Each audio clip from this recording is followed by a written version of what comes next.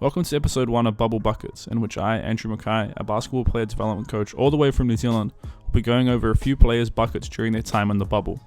This series will run for the remainder of this year, each week covering a new athlete and their performance in the bubble. Before we get into it, as stated, my name is Andrew, and I am a skills trainer from New Zealand. I work with athletes from all aspects of the game, from youth beginners to professional level athletes in a player development setting. I also create content here on YouTube, where I showcase my workouts, giving out tips, drills, and trying to achieve my goal of helping as many basketball players as possible. If you enjoyed this video, please give it a like and check out my other ones. Anyway, let's get into it.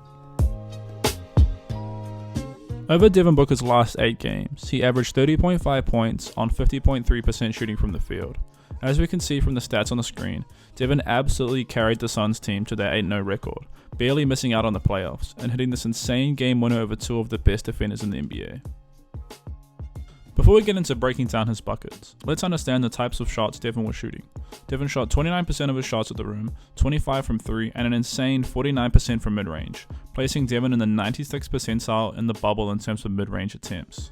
Taking a look at his made field goal shot chart, take note of the location of his shots attempted. There are some obvious outliers, such as this crazy deep 3 he made versus Oklahoma City. But for the most part, it is clear exactly how he was scoring, getting into the mid-range and taking high percentage shots, using his immense skill to place himself in situations where he could easily score the ball. Devin shot 69% at the rim, 52% from mid-range, and 28% from 3 during these 8 games. The most interesting stat to me is his short mid-range percentage, shooting 57%, placing him in the 95th percentile. Let's go back to the shot chart and take note of how many shots he was shooting in the short mid-range area, highlighted on your screen. This is what I find most interesting about Devin. It's not only that he is shooting mid-range shots, he works hard to get as close as possible to the rim on his attempts. He is not just taking 1 or 2 dribble pull-ups and taking the first shot he gets. As you will see as we break down his buckets, he works really hard to create the highest percentage shot for himself off the dribble that he can. These episodes will break down the individual's buckets at all 3 levels, finishing at or around the rim, the mid-range, and from 3, spending time in each category discussing what they do and we'll review after, collating the tendencies that they have and understanding each individual's bag.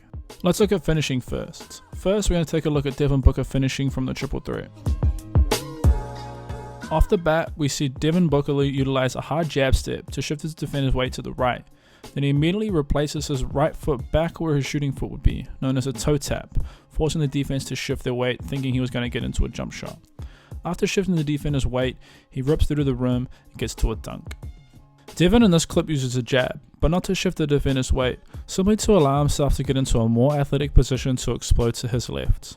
Note how he shifts the angle of his left foot as he jabs with his right foot, as well as how his right foot is positioned, loaded, on the ball of his foot and ready to explode.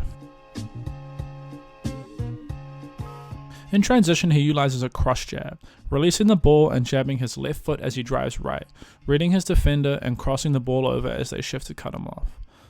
Versus the big at the rim, Devin finishes wide, away from the defender. Here, Devin catches the ball and performs a dribble release, simply dropping the ball from one hand to the other as he receives the ball in transition, and then utilizes a first step finish, jumping from his first step rather than his second, mistiming the defense and allowing him to finish. As you will notice throughout this video, Devin Booker loves to use the push cross, planting his ball side foot and throwing the ball out, his ball side hand and his non-ball side foot moving together. After this push cross, Devin gets into another first step finish, finishing with his outside hand over Bam Adebayo. Now Devin uses the push cross into a Euro step. Jay Crowder slides over to help on the drive, but Devin smartly plants his left foot, loads his weight, and steps through the gap between the 2 defenders, finishing on the right side of the rim and using the rim to shield him from being blocked from behind. This play is disgusting and really shows the elite level skill that Devin Booker possesses. Again, a push cross is used to get downhill, but Devin uses a veer finish, taking his first step at the rim and his second step into the frame of his defender, creating contact and not allowing KP to reach over and contest his finish.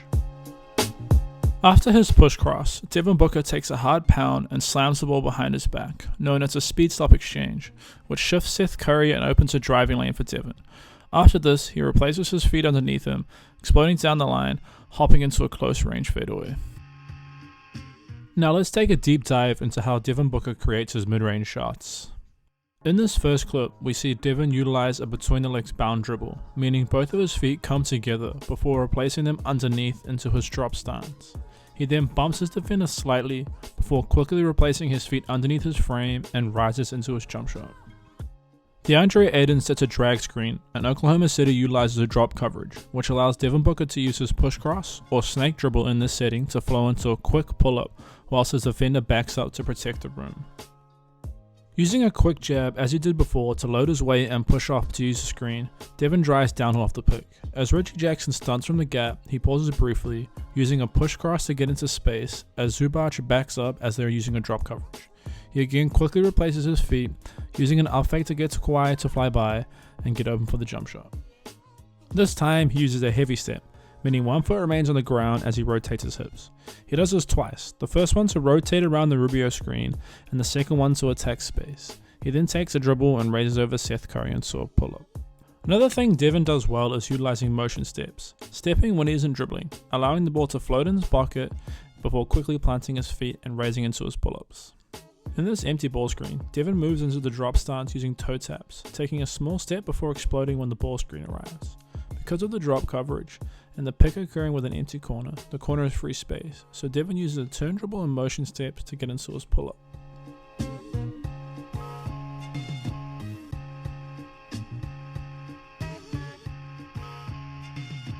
Instead of using the turn dribble to shift the defense, Devin uses it as a way to change speeds, turning the ball and attacking downhill before taking contact, hitting the one-legged fade off glass for the and one. Here is a simple concept that all players should master, the inside hand release. Instead of dribbling the ball with his outside hand, Devin releases the ball with his inside hand, allowing him to stay tight around the screen and get to his spot quicker. After resetting after the pick, Devin uses his favorite push cross to get into his one dribble pull-up. Note how Devin has the ability to alter the lift on his shot dependent on the situation. Although Devin only shot 28% from 3 during the 8 games, let's take a look at how Devin was scoring these off the dribble. Off the catch, Devin gets downhill into an under drag, pulling the ball back underneath his leg and replacing his feet into a 3. Take note of how quickly Devin gets into his shooting stance, following an important principle of preparing to shoot fast but shooting at a normal speed, not the other way around. As the pick arrives, Matisse begins to prepare for the screen, allowing Devin to get into a sidestep to his right, creating space for the 3. Note how Devin pulls the ball hard to the right, using the ball to guide him into his 3. Off the catch, Kawhi is forcing Devin baseline into the help, not allowing him to get middle. Devin expertly creates contact with Kawhi, pushing him with his frame and getting into a sidestep to his left. Again, note how Devin prepares to shoot, getting his hands on the basketball before moving his feet underneath his frame and into a shot. Similar concept in this clip. Note how Devin gets his hands on the basketball before his feet hit the ground. Super important as this allows you to get into your shot as soon as your feet hit, rather than your feet and hands being prepared at the same time, slowing you down. Again, off the catch, note how Devin's hands are prepared on the ball to shoot before his feet are fully underneath him.